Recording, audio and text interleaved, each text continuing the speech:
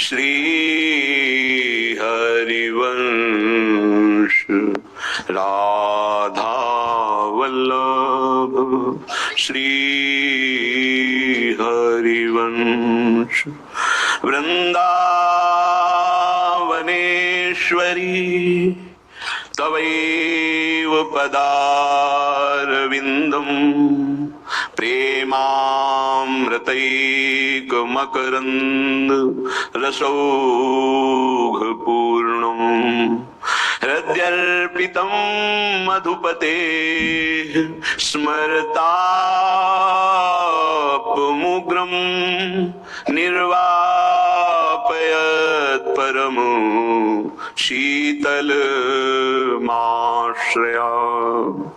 परम शीतल माश्रयामि। एक समय एकांत वन में डोलत झूलत श्री कुंज बिहारी श्री कुंज बिहारी झोटा देत परस्पर सब मिली अबीर उड़ावत डारी अबीर उड़ावत डारी। एक समय एकांत वन में डोल झूलत श्री कुंज बिहारी कबहू वे उनके हाँ दूहनी की एक सारी श्री हरिदास के स्वामी श्यामा कुंज बिहारी बाढ़ो रंग भारी श्यामा कुंज बिहारी बाढ़ो रंग भारी। एक समय एकांत वन में डोल झूलत श्री कुंज बिहारी। उपासक उपास्य देव के नाम रूप लीला धाम इसी में आसक्त हो जाए। भगवान की त्रिगुणमयी माया का प्रभाव नाम रूप लीला धाम में जो आसक्त चित्त है उन पर नहीं पड़ता। माया क्या है? एक भ्रम है। जो भगवान से विमुख हैं उन्हें अविद्या अज्ञान माया अस्मिता मोह राग काम ये सब आसक्त कर लेते हैं, भ्रमित कर लेते हैं। यही माया है। अपने को देह मान लेना भ्रम, अपने को कर्ता मान लेना भ्रम, अपने को भोक्ता मान लेना भ्रम, अपने को स्त्री पुरुष जड़ चैतन्यवत संपूर्ण नानात्व ये सब भ्रम। जासु कृपा सब भ्रम मिट जाई गिरजा स्वयं कृपालु रघुराई। जिन भगवान श्री हरि के चरणों का आश्रय ले लेने से कृपा ऐसी होती है कि संपूर्ण भ्रमों का नाश कर देती है। नाम रूप लीला धाम ये विश्वास कीजिए संपूर्ण ज्ञान संपूर्ण प्रेम संपूर्ण योग इससे प्राप्त हो जाता है। अपने ज्ञान मार्ग में भी चले हैं, योग मार्ग का भी यत्किंचित गुरु कृपा से ज्ञान है, लेकिन जो विश्राम जो परम लाभ जो परम सुख प्रियाजू के गोरे चरणारविंद के आश्रय से वो अन्यत्र कहीं भी किसी भी साधन में झलका भी नहीं। 20 वर्ष कभी आंसू आए हों ऐसा स्मरण नहीं है। किसके लिए? वो मैं ही हूं। बड़ा कठोर वैराग्य में जीवन पर कहीं भी वो आनंद नहीं जो अनायास बिना प्रयास के गोरे चरणारविंद के भरोसे पे आने पर हो गया। इसलिए बड़े धन्य भाग हैं जो अपनी श्रवणेंद्री को बचा करके नाम रूप लीला धाम में आसक्त करते हैं चित्त को। नहीं तो ऐसी ऐसी चर्चाएं होती हैं जिनका कोई मूल आश्रित तो नहीं है और साधक भटक जाता है। और भटकते भटकते जब चित्त को निज आनंद नहीं मिलता तो फिर वो भोगों में ही रत रहता है। श्रीपाद प्रबोधानंद जी महाराज कह रहे हैं, बहुत ग्रहण करने योग्य बात। स्वकर्म स्रोतो भी सततमभितश्चालित ममुम प्रभो जीवम यत्र क्वचिदपि नयात्यंत विवशम परंत्वे त्वावन्मे भवतु भव दुखार्दित हृदोप्याविश्रांतम वृंदावन पद परिवास्तु रचना। ये सबके लिए बहुत ग्रहण करने योग्य बात है। कोई कोई श्लोक होते हैं स्थिति प्रज्ञ के लिए ही, कोई होते हैं धाम वासी निष्ठावान के लिए। ये श्लोक सार्वभौम सबके लिए है।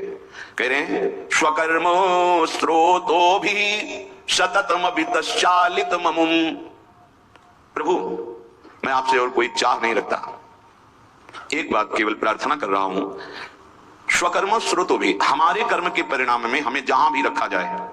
बहुत सुंदर बात है सबके लिए, क्योंकि सब कोई अखंड ब्रजवास या वृंदावन वास नहीं कर सकते। बड़ी बंधनमयी वृत्तियां हैं, कई कर्तव्य कर्म हैं, कई धर्म हैं, कई समस्याएं हैं, और सब कोई ऐसे भाव वाला भी नहीं हो सकता है। लेकिन सबको भगवत प्राप्ति करने का अधिकार है, सबको भगवत प्रेम प्राप्त करने का अधिकार है। तो कैसे प्राप्त हो? बहुत सुंदर इसमें ग्रहण करने योग्य बात सार्वभौम सबके लिए है। पहली बात तो यह समझना है, इस विश्व ब्रह्मांड में भगवान और भगवान के भजन के सिवा कोई तुम्हारे कर्म का नाश नहीं कर सकता। इसे दिमाग में लिख लो, चाहे डायरी में लिख लो, चाहे हृदय में बैठा लो। कोई भी त्रिभुवन में भगवान और भगवान के भजन के सिवा ऐसा नहीं जो तुम्हारे कर्मों को विध्वंस कर दे, कोई नहीं है।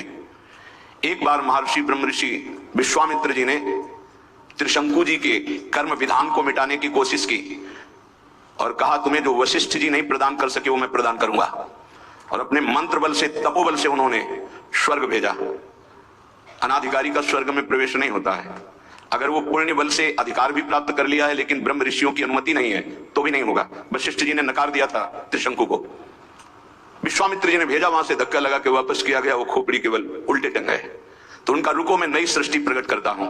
उन्होंने कुछ नई सृष्टि की रचना शुरू की। जिस तपबल का संग्रह कर रहे थे, मेनका ने आके उस सारे तपबल को चौपट कर दिया। उन्हीं से शकुंतला का प्रादुर्भाव हुआ, जिससे दुष्यंत पुत्र महान बलशाली भारत भाग्य विधाता प्रकट हुए हो। भरत जी उनका नाम, जो बाल्यावस्था में अश्व संचालन विद्या, राज्य विद्या सब ऋषियों से सीख चुके थे, संपूर्ण राज्य विद्याएं, और सिंहों के बालकों के साथ बलपूर्वक युद्ध करते थे। मेनका अप्सरा ने कुछ ही मिनट में उनके मन को अधीन करके सारी शक्ति छीन कर दी। आज भी त्रिशंकु उल्टा टंगे हुए हैं शास्त्र विधान के अनुसार। कोई किसी के कर्म को मिटा नहीं सकता, केवल भगवान और भगवान का नाम जप भजन, ये बैठा लो। चाहे जहां भाग के चले जाओ, माया के नाटक के सिवा सत्य वस्तु केवल श्री भगवान है। वो खुद अपने श्री मुख से कह रहे, मामेव ये प्रपद्यन्ते माया में ताम तरन्ते। इसमें किसी का कोई तर्क काम नहीं करेगा। ऐसा सामर्थ्यशाली कोई नहीं हुआ जैसे भगवान वशिष्ठ हुए, कोई सामर्थ्यशाली नहीं हुआ। ऐसा सामर्थ्यशाली कोई नहीं हुआ जैसे सदानंद जी हुए, जो विदेहराज जनक जी की गुरु पदवी पे विराजमान थे। लेकिन भगवान ने लीला करके दिखाई।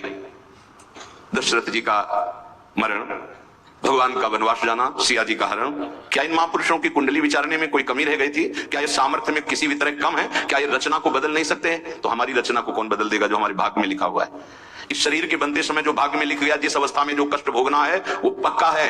अगर कोई कम कर सकता है और मिटा सकता है तो एकमात्र भगवान नाम और भगवान की शरण, ये आप बिल्कुल स्वीकार कर लीजिए। भटकने की कहीं जरूरत नहीं। किसी भी जंत्र मंत्र तंत्र की ऐसी सामर्थ्य नहीं कि भावी को बदल सके, प्रारब्ध को बदल सके। हाँ, हरि है ऐसे, तुरंत विभीषण पाछे मेला, सन्मुख राम सहयो सोई सेला। भगवान सामने आकर करूं सदा तिनके रखवारी, जिमि बालक राखे मातारी। इस पे हमारा कोई तर्क नहीं है। वो कर तुम अकर तुम अन्यथा कर तुम है, वो सब कुछ बदल सकते हैं, बस एकमात्र भगवान और उनका भजन। स्वकर्म स्रोतो भी, हरिवंश महाप्रभु कह रहे हैं, इत सजनी स्वरूपा है।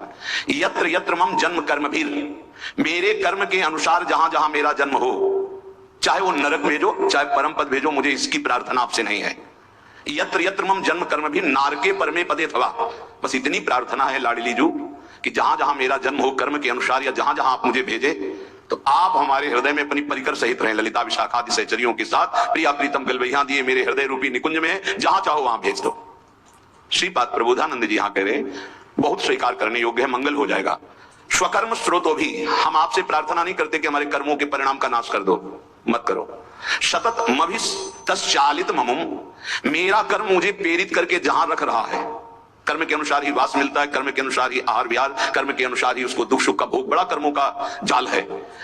जहां जहां मुझे कर्म के अनुसार जन्म मिले, जहां जहां कर्म के अनुसार रहना पड़े, प्रभु प्रभो जीवम यत्र क्वचिदपि नयात्यंत विवशम, ये जीव कर्म के फंदे में फंसकर विवश हो गया है, उसको भोगना पड़ेगा। अवश्य में भोक्तव्यम कृतम कर्म शुभाशुभम। भाग लो इस जाल से बच जाओगे। हरि शरणम, भगवान की शरण में हो जाओ तो बचा लेंगे। इस जन्म में जो दुख सुख आवे भोग लो, आगे बिल्कुल निर्विकार परम पदवी के अधिकारी बन जाओगे। ये क्यों म्यों करके वर्तमान के दुख को मिटाने के लिए आप इधर उधर भटकने की कोशिश मत करें। जहां हो वहीं नाम जप करो, फिर आप चमत्कार देखो। भले थोड़ा दुख आवे सह लो, आगे तुम्हारा बड़ा मंगल हो जाएगा। प्रभो जीवम यत्र क्वचिदपि नयात्यंत विवशम, अत्यंत विवश हो गया है जीव। जब चाहता है काम क्रोध लोभ मोह मत, जब जो चाहते हैं उसको ऐसे परास्त कर रहे हैं। नाथ